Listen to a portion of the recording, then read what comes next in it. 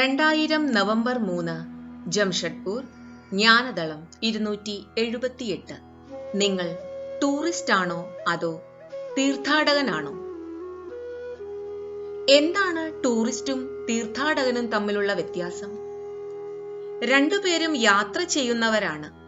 Tourist ഇന്ദ്രിയങ്ങളെ തൃപ്തിപ്പെടുത്തുമ്പോൾ തീർത്ഥാടകൻ സത്യത്തെയാണ് അന്വേഷിക്കുന്നത്. ടൂറിസ്റ്റിന് ക്ഷീണവും വെയിൽ കൊണ്ട് കരിവാളിപ്പും ഉണ്ടാകും.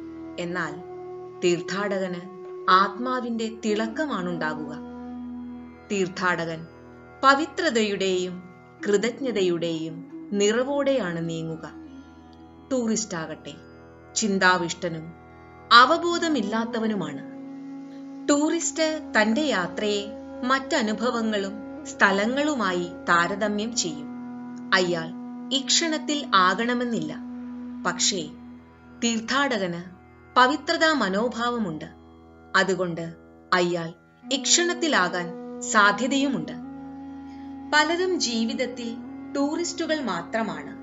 അവർക്കതിനെക്കുറിച്ച് അവബോധവുമില്ല. വളരെ കുറച്ചുപേർ മാത്രമേ സ്വന്തം ജീവിതത്തെ തീർത്ഥാടനമാക്കുകയുള്ളൂ. ടൂറിസ്റ്റുകൾ വന്ന് എല്ലാം നോക്കും, ചുറ്റിക്കാണും, മനസ്സിൽ ചിത്രങ്ങൾ എടുക്കും. ഇതെല്ലാം വീണ്ടും തിരിച്ചു വരാനായി മാത്രമാണ് ചെയ്യുന്നത്. എന്നാൽ തീർത്ഥാടകർക്ക് എല്ലാ സ്ഥലവും സ്വന്തം ഗൃഹമാണ്. അവർ പൊള്ളയും ശൂന്യവുമാണ്. നിങ്ങൾ ജീവിതത്തെ പവിത്രമായി കരുതുമ്പോൾ പ്രകൃതി നിങ്ങളെ കാക്കുന്നു. നിങ്ങൾ ടൂറിസ്റ്റ് ആണോ തീർത്ഥാടകനാണോ? ജയ് ഗുരുദേവ്.